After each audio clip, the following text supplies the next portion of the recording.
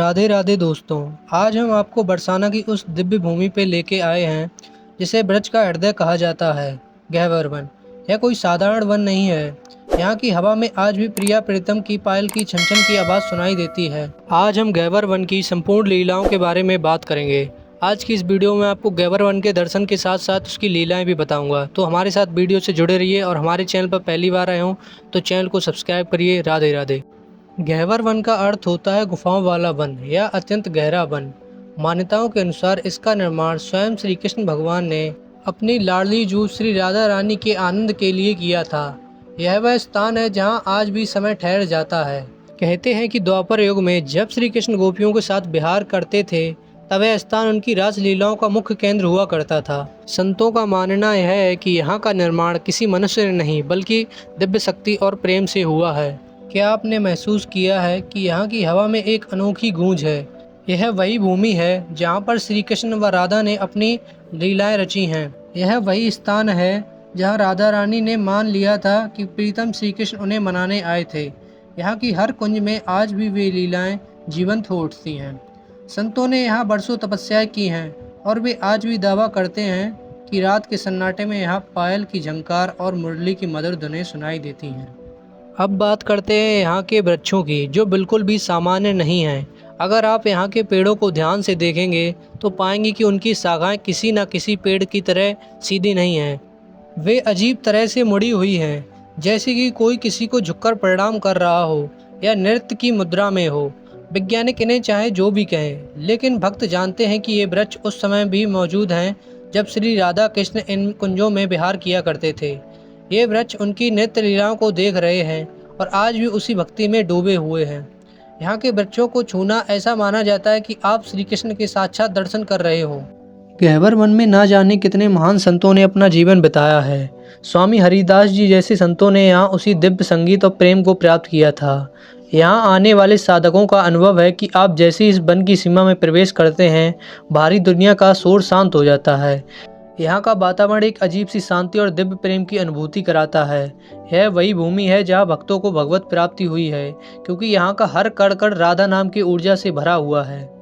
गहवर one केवल एक पर्यटन स्थल ही नहीं है, यह एक अनुभव है। यहाँ आने का मतलब अपने अंदर के प्रेम को खोजना है।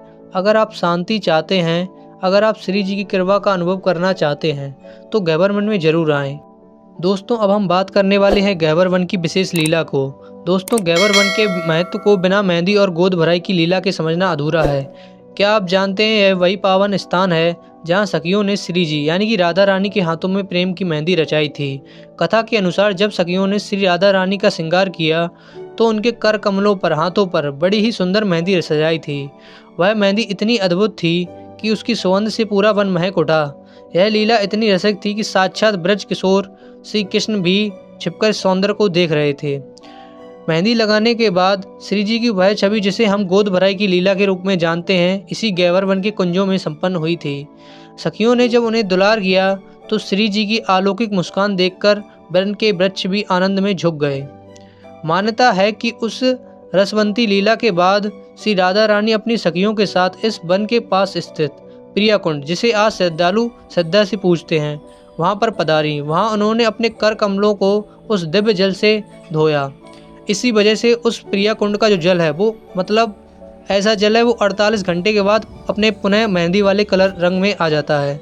सच्चाई तो यह है कि उस दिन जो मेहंदी का रंग इस भूमि पर गिरा, उसी की दिव्य आभा आज भी यहाँ के पत्तों और मिट्टी में महसूस होती है। यहाँ के संतों का कहना है कि आज भी अगर आप शांत मन से कुंज में बैठें तो आपको उसी मेहंदी की भीनी भीनी सुगंध और सखियों की खिलखिलाती हुई हंसी भी सुनाई देगी। यह लीला केवल एक कहानी ही नहीं है, यह इस वन के कण कण में बसी एक जीवंत सत्य है जिसे ठुकराया नहीं जा सकता है। गहवर वन की मान लीला। गहवर वन केवल प्रेम की ही भूमि नहीं है, यह प्रेम में रूठने मनाने वालों की भी पावन स्थली है। एक बार की बात है, जब श्री राधा रानी श्री कृष्ण से रूठ जाती हैं तो उनका मन इतना गहरा था कि उन्होंने गहवर वन के एक घने कुंज में जाकर अपने आप को एकांत रूप से छिपा लिया, एकांत कर लिया। कहते हैं जब कृष्ण उन्हें मनाने आए तो वे अपनी मुरली को छोड़कर एक साधारण ग्वाल की तरह श्री जी के चरणों में आकर बैठ गए। गहवर वन की यही वृक्ष उस दृश्य के गवाह बने हैं। जब तक श्री जी ने मुस्कुराकर उन्हें दर्शन नहीं दिए तब तक कृष्ण ने वहां से एक भी कदम नहीं हटाया। इसका वृक्षों पर क्या प्रभाव पड़ा? यही कारण है कि गैवर वन के ब्रज आज भी नित नत मतलब यानी कि झुके हुए रहते हैं। संतों का मानना है कि उस दिन श्री जी के चरणों के स्पर्श से या उनकी करुणा को पाने के लिए ये वृक्ष भी अपने आप झुक गए थे और तब से आज तक यह उसी मुद्रा में खड़े हुए हैं। अगर आप ध्यान से देखेंगे तो ये वृक्ष किसी की दंडवत कर रहे प्रतीत होते हैं। ये वृक्ष सामान्य नहीं है, ये उस युग के प्रेमी भक्त हैं जिन्होंने राधा कृष्ण की मुस्मान लीला को अपनी आंखों से साक्षात देखा था। अगर दोस्तों ये गैवर वन की आपको हमारी छोटी सी वीडियो में जो लीला बताई हुई है अगर पसंद आए तो वीडियो को लाइक व चैनल को सब्सक्राइब जरूर कीजिएगा। तो मिलते हैं नेक्स्ट वीडियो में, तब तक के लिए राधे राधे मित्रों।